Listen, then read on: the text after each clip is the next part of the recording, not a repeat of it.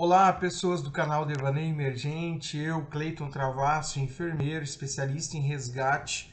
Vou falar um pouquinho sobre a Juliana Marins, a brasileira ali, que está sendo ainda resgatada ali na Indonésia. Do nosso ponto de vista, no grau de dificuldade ali desse resgate pelas equipes ali da Indonésia. Vou apresentar para vocês então esse slide para você estar nos acompanhando.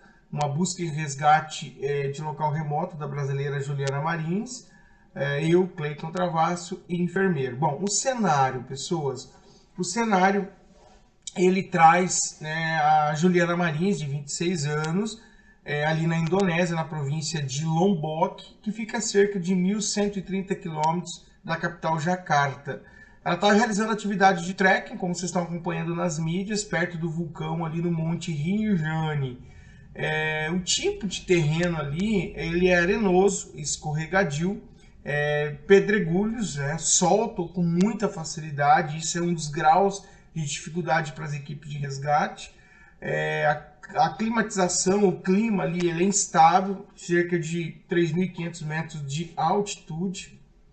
Então, ela já está ali chegando a 72 horas de exposição pelas equipes ali. Aqui é uma reportagem da Rede Globo sobre esse... Socorristas voltaram a localizar a brasileira Juliana Marins, que caiu no penhasco no sábado, enquanto fazia uma trilha num vulcão, uma das atrações turísticas da Indonésia, mas o resgate foi novamente interrompido por causa das condições climáticas.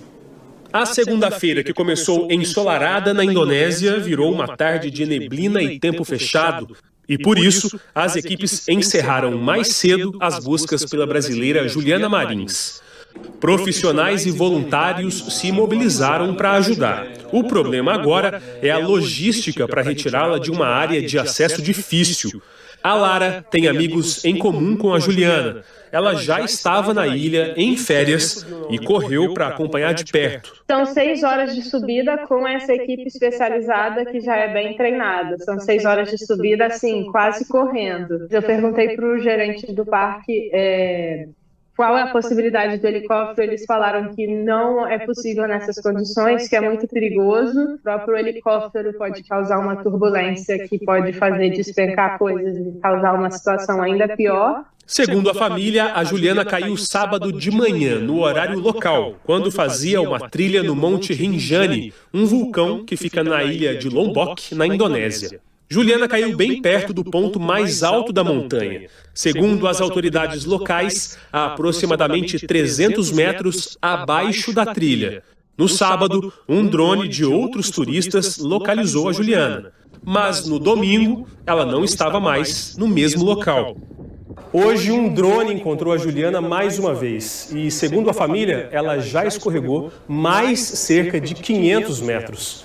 Quem conhece a área conta que o terreno ali pode ser arenoso, instável e é muito íngreme, e que numa tentativa de sair do lugar, por exemplo, ela pode ter escorregado. O atraso preocupa, já que Juliana está sem roupas de frio, água e comida, isolada a mais de 3.000 metros de altitude.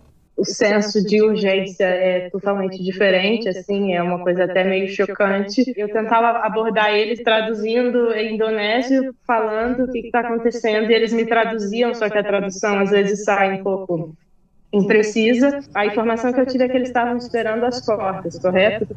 Chegou uma corda e eles estão, assim, preparando a corda numa lentidão, preparando a corda, e aí prepararam a corda e deixaram a corda, e todo mundo parou sentado, assim, conversando, e que eu tive que chegar e falar: o que está acontecendo? Vocês estão todos com um sorriso no rosto, o que está acontecendo? É uma emergência, é uma emergência. E eles se explicaram que eles, na verdade, estavam esperando chegar mais uma pessoa para poder subir.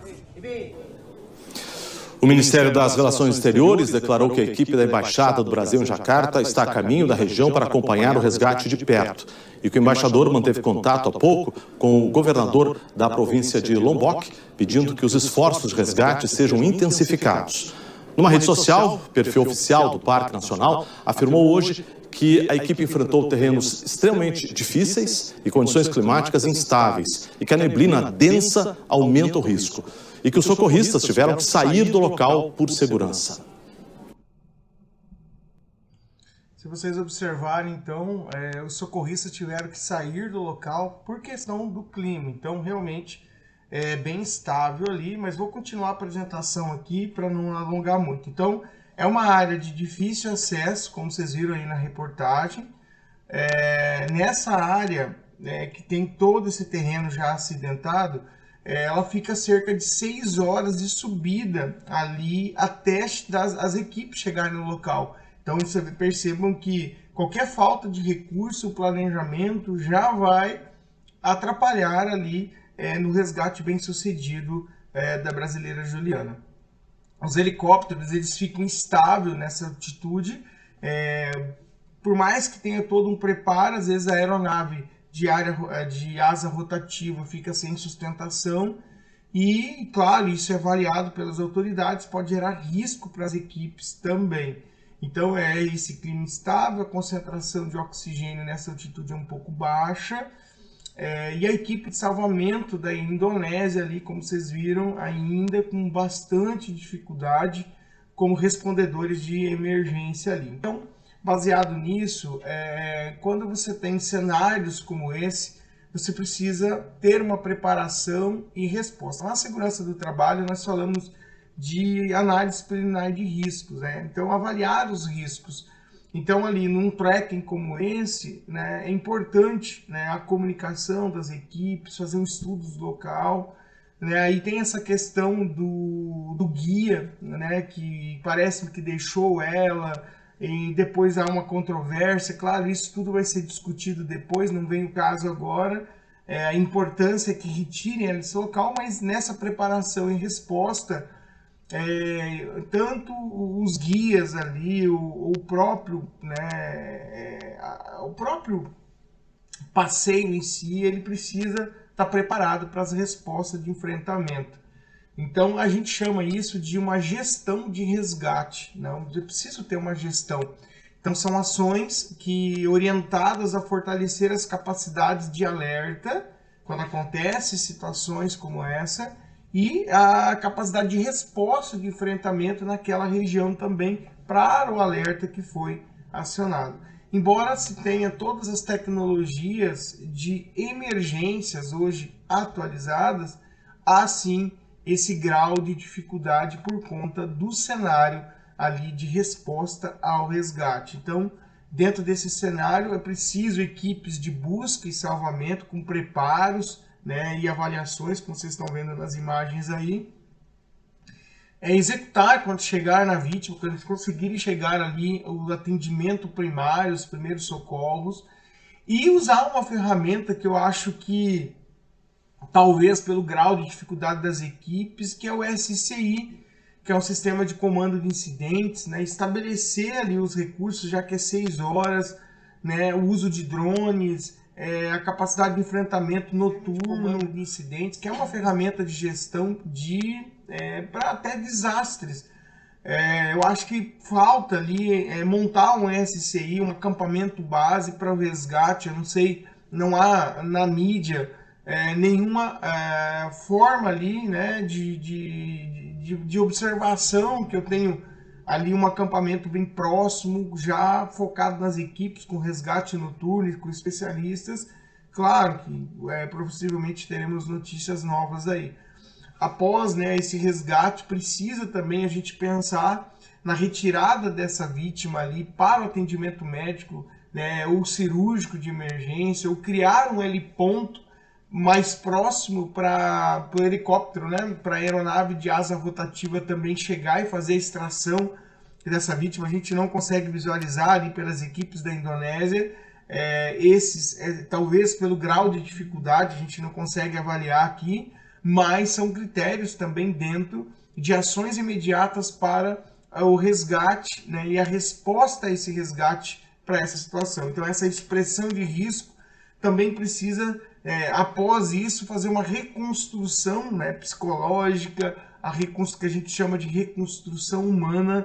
Ali você vê nesse cenário também a família envolvida, o pai dela tentando chegar, e também por cenários ali de não poder chegar por conta de tráfego aéreo. Então essas expressões de risco nessa reconstrução da família também é importante. Lembrando que o atendimento médico cirúrgico de urgência também, né, as equipes, né, tem que chegar o mais rápido possível para fazer essa extração. Pô, se eu tenho 6 horas para subir, para chegar no local onde aconteceu o acidente, ela está 300 metros, né, com novas informações, ela já escorregou mais 200 metros para baixo, então ela está num limiar de 500 metros de profundidade aí. Então, cordas de resgate, né, é muita coisa. Vocês viram a preparação das cordas ali. Então, um resgate em local remoto, ele precisa ter um planejamento. Então, essa gestão de risco, ela visa realmente reduzir os riscos existentes. Então, qual é o tipo de prevenção? Então, assim, o que houve de falha ali naquele tracking? Mitigar isso também e me preparar. Então, essa preparação é das equipes ali, né? Desde da contratação do guia ou das equipes de turismo, né? Qual é a preparação de resposta para reduzir os riscos que existem ali naquele local. Então, o manejo, né, desse desastre, o manejo dessa situação, né? Qual é a resposta ali da Indonésia, das equipes de resgate, né? E como que eles receberam esse alerta? Qual o tempo que eles receberam esse alerta? Então, assim, tudo isso mostra a capacidade de enfrentamento, né? E também mitigar, né? E a preparação, né? Com a prevenção desse cenário. Então, como recuperação, né? A reabilitação, a reconstrução humana, a família, os países, né? Então, percebam o grau de dificuldade disso. Então, hoje, né, para mostrar para vocês aqui, existem cursos, treinamentos como busca e resgate de estruturas colapsadas, que envolve salvamento em altura, desabamento, meio líquido, meio químico, resgate em terremotos e situações, né, que a gente precisa acessar para realmente resgatar. Aqui o exemplo, né, de treinamentos específicos, né, que é a busca e o resgate de estruturas colapsadas. Vale salientar aqui que o terreno ali realmente é de difícil acesso. O local remoto ele exige pessoas, treinamento específico, equipes específicas. A gente percebe lá no vídeo que nós passamos aqui para você. Um tripé de resgate, isso é legal, mas com um grau de instabilidade enorme também por conta de vento, clima, né, temperatura, e cada hora que passa a dificuldade, né, ali do resgate e também de evitar lesões maiores para a Juliana realmente. Então eu não vi nenhuma MaxCAD ali, nada assim a respeito disso, o acesso a essa vítima, alimentação, água. Então, gente, foi esse o nosso vídeo, mostrar um pouquinho para vocês essa dificuldade. Por isso que nós realizamos treinamentos em local remoto. Teremos agora um treinamento na Cidade de Bonito, né? A gente traz, né? Mas é claro que cada cenário, cada desastre, cada incidente, cada acidente, cada vítima, cada localidade, a dificuldade com a língua ali, do entendimento, né, das equipes, a capacidade de enfrentamento das equipes, será que elas têm treinamentos, equipamentos específicos? Tudo isso, gente, entra na avaliação, né, preliminar dos riscos. Então, toda atividade que você for fazer, avalie. Todo curso que você for fazer também, avalie isso, avalie as empresas, os profissionais, materiais, questionem, treinem, se preparem fisicamente para esse tipo de situação. Então, infelizmente é uma tragédia, estamos aguardando que dê tudo certo, que esteja um desfecho, com a família da Juliana também consiga ter esse êxito, ela também, as equipes da Indonésia, e que nossas orações, né, que Deus abençoe as equipes de resgate, né, que cheguem, né, com rapidez, com segurança, que façam a extração, o resgate, e que seja bem sucedido, que esse desfecho ali. Ok, gente? Abraço a todos. Sigam aí o nosso canal Devaneio Emergente.